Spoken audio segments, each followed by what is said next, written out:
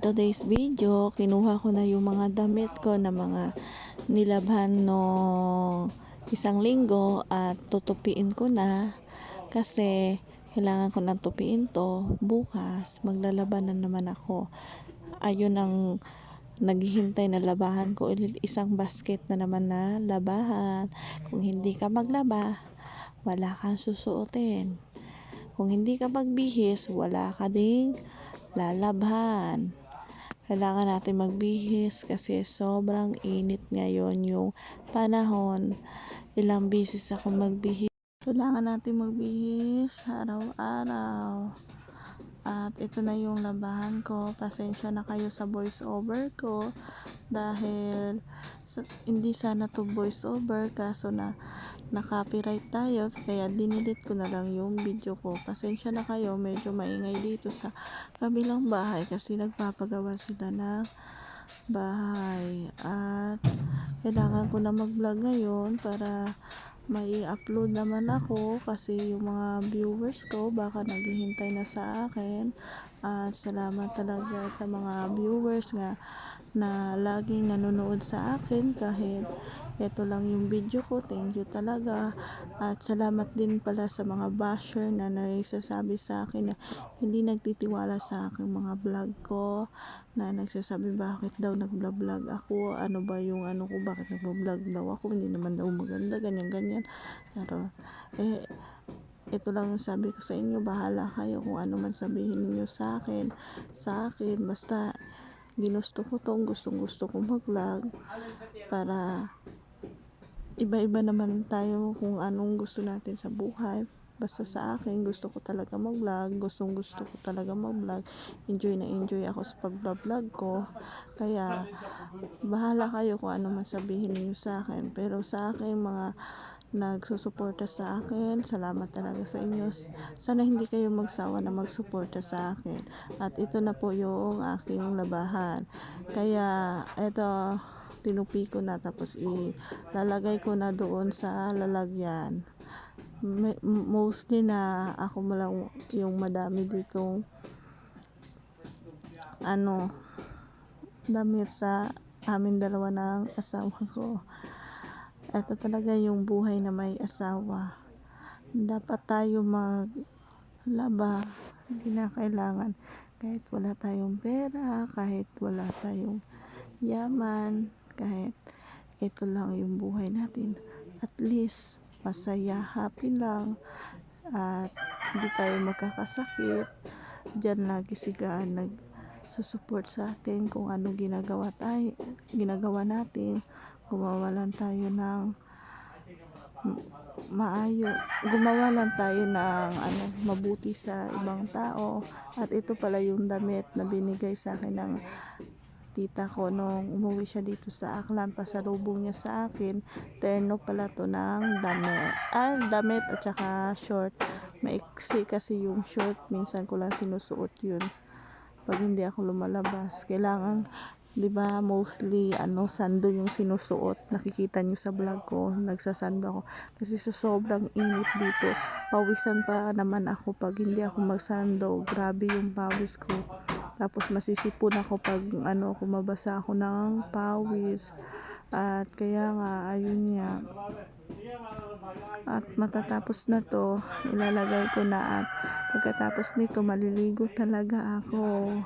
At kailangan ko talaga kasi mag-upload kasi yung mga nasubaybay sa akin na mga viewers ko, kaya pinipilit ko talaga na mag-vlog.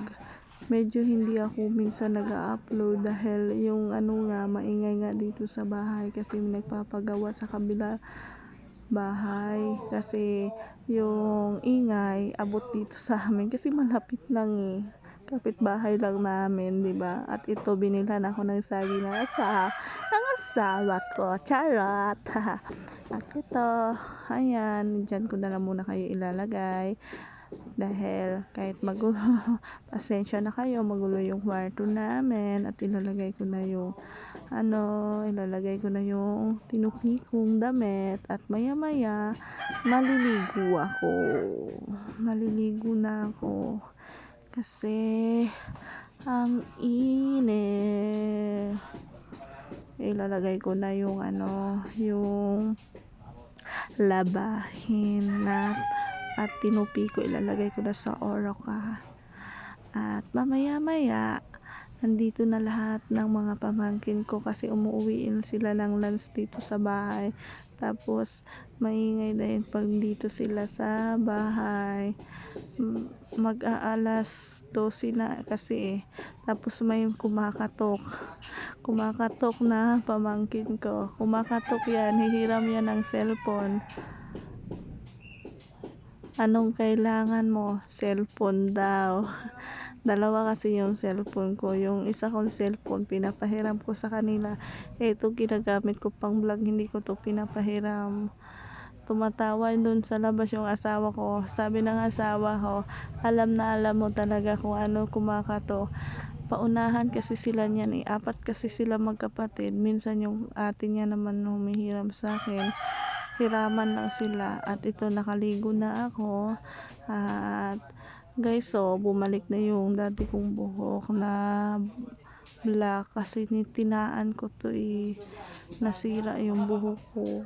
Kaya kung humaba kaunti-unti, pinapaputulan ko para bumalik yung dati niyang kulay na black.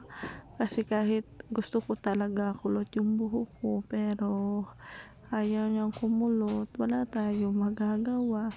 At ayan, nakaligo na ako, pinapatuyo ko na sa electric pan yung buhok ko. Tapos mag foundation tayo, minsan magpapaganda din tayo kahit dito lang tayo sa bahay natin para sa bahay ka, hindi ka na magpapaganda. Lagyan din natin ng kaunting lipstick yung yung bibig para hindi na tignan.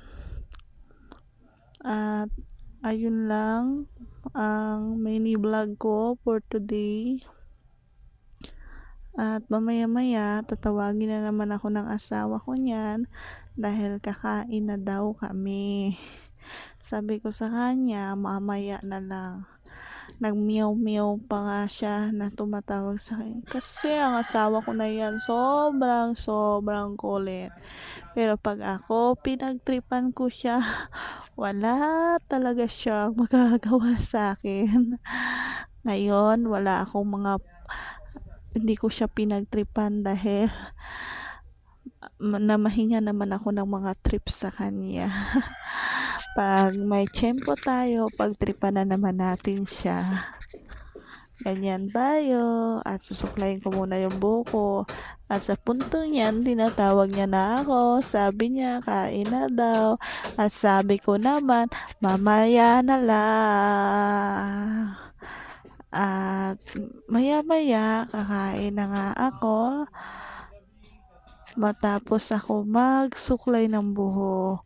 Minsan ko lang kasi guys, sinusuklay yung buhok ko. Tinatamad kasi ako magsuklay ng buhok. Minsan, bago ko yung suklayin, kusa na siyang tumuyo.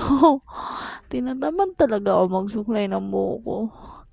Dati kasi nung nag-aaral ako, nagsusuklay ng buhok ko. Doon ako nagsusuklay sa school. Minsan mga kaklase ko na nagsusuklay ng buhok ko. Tinatamad ako. Ay, maikli na nga yung buhok ko dati. Sobrang haba hanggang sa sa paa ko talaga yung buhok ko. At ayan na, tapos na akong kumain yan. At parang yung ulam namin, laswang tambo, tapos may gulay, at may upo yun. Tapos may isda, hindi ko alam kung anong isda yun. Tapos parang nasusuka ako, ay bumili ng asawa ko ng nips. Ayan, yan yung kinain ko.